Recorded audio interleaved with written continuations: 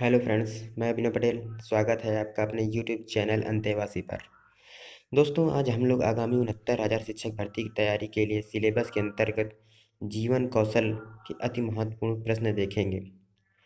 दोस्तों, शिक्षक भर्ती से संबंधित और वीडियो देखने के लिए आप लोग वीडियो के नीचे लाल रंग की सब्सक्राइब बटन को क्लिक करके देख सकते हैं। चलिए दोस्तों, स्पीड के साथ शुरू करते हैं। इम्पोर्टेंट नोट्स हैं, लिखते चलिएगा। अगले, अभिप्रेरणा के कितने घटक हैं? दोस्तों, अभिप्रेरणा के जो हैं वो 4 घटक बताए गए हैं। पहला है आवश्यकताएं, चालक, उद्दीपन, प्रेरक। दोस्तों, जो प्रेरणा है उसके 4 घटक बताए गए हैं। कौन कौन से? आवश्यकताएं, चालक, उद्दीपन, प्रेरक। याद करते चलिएगा साथ में। अगला पॉइंट देखिए, अभिवृत्ति के कितने घटक होते हैं? दोस्तों, जो अभिवृत्ति है उसके 3 घटक होते हैं। अगला अपन देखेंगे, परामर्श प्रदान करने की विधियां हैं। दोस्तों, जो परामर्श है उसको प्रदान करने की 2 विधियां बताई गई हैं।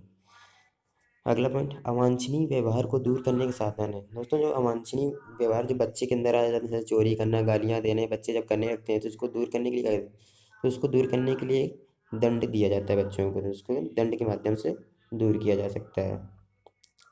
अगला पॉइंट, मूल्य वह है जो मानव इच्छाओं की तुष्टि कर सके। ये किसने कहा था? दोस्तों, जो मूल्य है वो जो मानव इच्छाओं की तुष्टि कर सके, ये अर्बन ने कहा था। नेशनलिज्म एंड गवर्नमेंट पुस्तक के लेखक कौन है? दोस्तों, जो नेशनलिज्म एंड गवर्नमेंट पुस्तक है ये जिमर ने लिखी थी।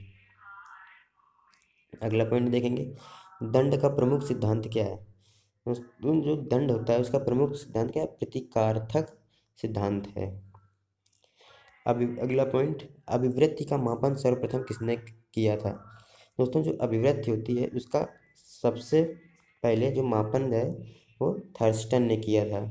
और किस विधि का प्रयोग किया था इसने पूछा है। अगला पॉइंट, किस विधि से मापन किया था? तो आप बताएं क्या? युग्म तुलनात्मक विधि से इसने मापन किया था। अगला पॉइंट देखेंगे, कारखानों आदि पर बच्चों से काम करवाने पर रोक भारत सरकार ने संविधान में संशोधन करके लगाई, तो कौन से अनुच्छेद के अंतर्गत है?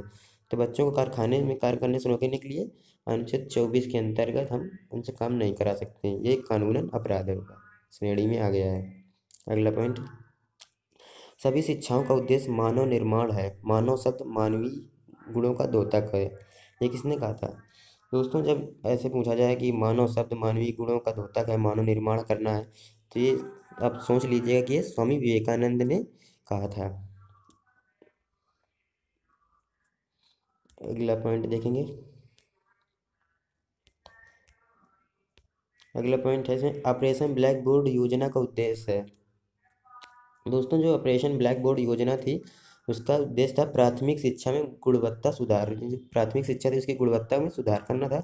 और ये योजना ब्लैक बोर्ड योजना है 1987-88 में शुरू की गई थी भारत सरकार के द्वारा। अगला पॉइंट देखेंगे, मानव संसाधन विकास मंत्रालय का सृजन किया गया था। दोस्तों, जो मानव संसाधन विकास मंत्रालय का सृजन है जो वो सितंबर 1985 में किया गया था। अगला पॉइंट, वर्धा योजना के अंतर्गत किस शिक्षा पर जोर दिया जाता है? दोस्तों, जो वर्धा योजना है उसके अंतर्गत बुनियादी शिक्षा जो है, प्राथमिक शिक्षा जो है पर जोर दिया जाता है। ये योजना 1937 में बनाई गई थी। कब बनाई गई थी? 1937 में बनाई गई थी। अगला पॉइंट, शांति निकेतन की स्थापना किसने की थी? आप लोग ये जानते होंगे शायद। तो शांति निकेतन की स्थापना रविन्द्रनाथ टैगोर ने की थी। शिक्षा से मेरा अभिप्राय है बच्चों एवं वयस्कों के तन, हृदय एवं आत्मा का विकास। इसमें भी देखिए गौर कीजिएगा, जब आ जाएगा बच्चों एवं वयस्कों के तन, हृदय एवं आत्मा का विकास, तो ये किसने किया था? तन, हृदय एवं आत्मा का विकास जो है ये किसने कहा था? ये महात्मा गांधी। आप लगा के चले आइएगा आंसर में।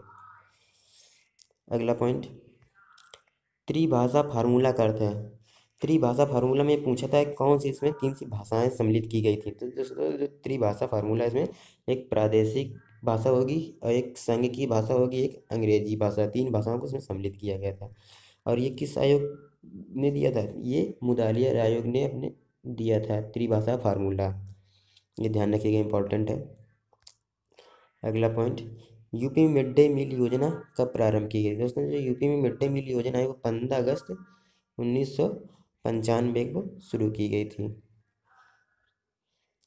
भारत में प्राथमिक शिक्षा के जनक कौन थे? दोस्तों, जो भारत में प्राथमिक शिक्षा है उसके जनक जेम्स थॉमसन थे। इन्होंने प्राथमिक शिक्षा का जनक माना जाता है। अगला पॉइंट, राष्ट्रीय शिक्षा आयोग। राष्ट्रीय शिक्षा आयोग का गठन कब हुआ? दोस्तों, आप लोगों ने पढ़ा होगा, तो राष्ट्रीय शिक्षा का जो गठन है 1964 में किया गया था। किसके अध्यक्ष कौन थे? इसके अध्यक्ष थे डॉक्टर DS कोठारी थे, तो इसलिए इसका नाम जो है कोठारी आयोग भी इसको कहते हैं। ध्यान रखिएगा, इंपॉर्टेंट है। स्कूल चलो अभियान किसका अंग है? दोस्तों, जो स्कूल चलो अभियान है वो सर्व शिक्षा का अभियान, सर्व शिक्षा का अभियान है ये, और ये इसकी शुरुआत जो है 2000 में की गई थी। अगला पॉइंट देखेंगे, मूल्यों के तीन प्रमुख स्रोत बताइए। दोस्तों, जो मूल्य के तीन प्रमुख स्रोत होते हैं वो संस्कृति, धर्म और संविधान। ये मूल्य के तीन प्रमुख स्रोत हैं। मूल्य कहाँ से लिए लिए गए? संस्कृति से, धर्म से, संविधान से। ये तीन मूल्यों के स्रोत होते हैं।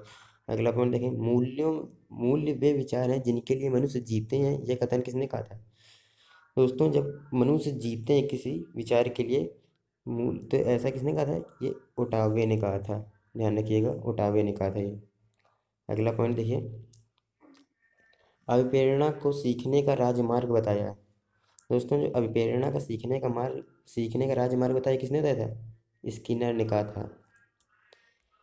इंग्लैंड के किस शिक्षा दार्शनिक ने वैदिकता को जीवन का आदर्श बताया है? जो इंग्लैंड के दार्शनिक थे, शिक्षा दार्शनिक, वो TP नन थे। इन्होंने क्या कहा था?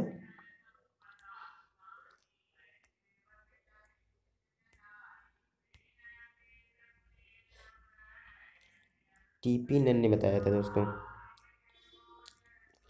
शिक्षा में सामाजिक दक्षता का उद्देश्य किसने दिया? तो शिक्षा में सामाजिक दक्षता है उसका उद्देश्य जो है जॉन डीवी ने दिया था। अगला पॉइंट, प्रबंधन को जीवन रक्त किसने कहा है? प्रबंधन देखिए किया जाता है, शैक्षिक प्रबंधन होता है, विद्यालय में प्रबंधन, संस्थाओं में प्रबंधन किया जाता है कि कैसे स्कूल या व्यवस्था चलाई जाए। तो पूछा इसी में कहा है प्रबंधन को जीवन रक्त किसने कहा है? तो ये जीवन रक्त ड्रकर ने कहा था। अगला पॉइंट, अभिव्यक्ति का सामान्य अर्थ क्या है? दोस्तों, अभिव्यक्ति का सामान्य अर्थ होता है सोचने की क्षमता। बच्चे के अंदर जो सोचने की क्षमता उसको अभिव्यक्ति कहते हैं। किसी के अंदर भी हो सकती है अभिव्यक्ति। विद्यालय विशिष्ट वातावरण। विद्यालय कैसा वातावरण निर्माण करता है? दोस्तों, जो विद्यालय है वो विशिष्ट वातावरण निर्माण करता है। अगला पॉइंट, क्षेत्र के आधार पर स्थानीय संस्थाएं कितने प्रकार की होती हैं? तो क्षेत्र के आधार पर स्थानीय संस्थाएं 2 प्रकार की होती हैं। बेसिक शिक्षा प्रणाली की रूपरेखा निर्माण के लिए गठित समिति की अध्यक्षता किसने की थी? तो गठित समिति जो गठित की गई थी उसकी अध्यक्षता डॉक्टर जाकिर हुसैन ने की थी। अगला पॉइंट देखेंगे, गांधी जी ने शिक्षा में किस विषय को महत्व दिया? तो गांधी जी ने शिक्षा में हस्तशिल्प को महत्व दिया था। अगला पॉइंट देखेंगे,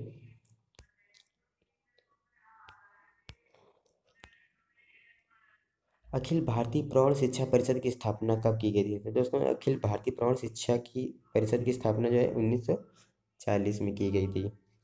संवेगों को जानने का सर्वोत्तम ढंग या उपाय क्या है? किसी भी आदमी, व्यक्ति या बच्चे के संवेग जानने हैं तो उसके आप मुख की तरफ देखेंगे, चेहरे की तरफ देखेंगे, मुख की अभिव्यक्ति कैसे कर रहा है, तो उससे हमें सबसे पहले उसके संवेग को जाना जा सकता है संवेग के माध्यम।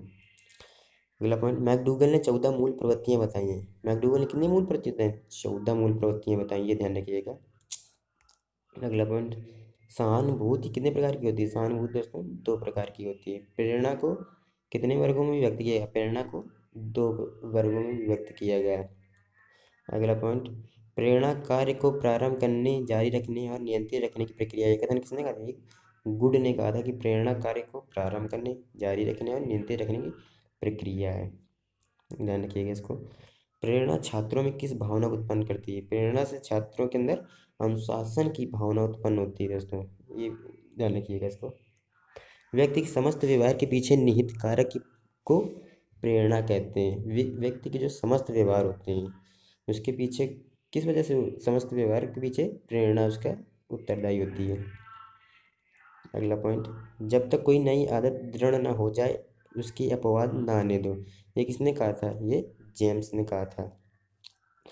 होरेस एवं मैन के अनुसार दंड का उद्देश्य क्या है? दंड का उद्देश्य बुराई को रोकना है। पुरस्कार वांछित कार्य के साथ पुरस्कार वांछित कार्य के साथ सुखद साहचर्य स्थापित करने का साधन है। दोस्तों ये किसने कहा था? हरलाग ने कहा था। आपको ध्यान रखिएगा इसको। अगला पॉइंट देखेंगे,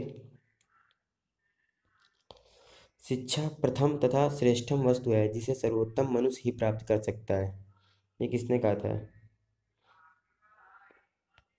दोस्तों ये जो है प्लेटो ने कहा था कि शिक्षा प्रथम तथा श्रेष्ठम वस्तु है जिसे सर्वोत्तम मनुष्य ही प्राप्त कर सकता है।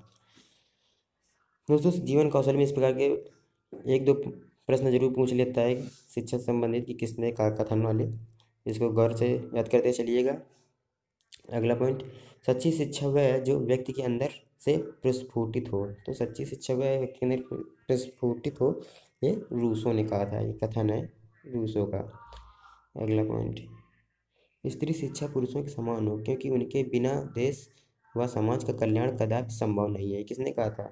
जब बात आ जाए स्त्री शिक्षा की तो आप ध्यान रखिएगा, स्वामी विवेकानंद ने कहा था।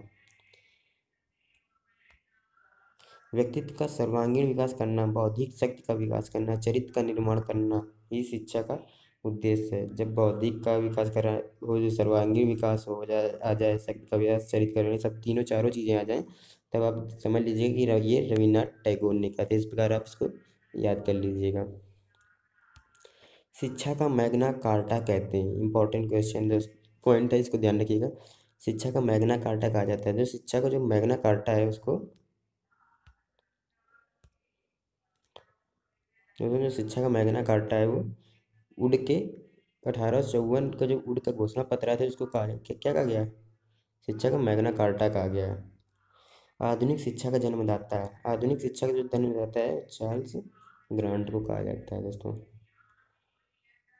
डीडी ज्ञान दर्शन कब प्रारंभ हुआ था? डीडी ज्ञान दर्शन है वो 22 जनवरी 2000 को शुरू हुआ था। डीडी ज्ञान दर्शन जो दूरदर्शन टीवी में चैनल में नाटक आता है, इसको ध्यान रखिएगा।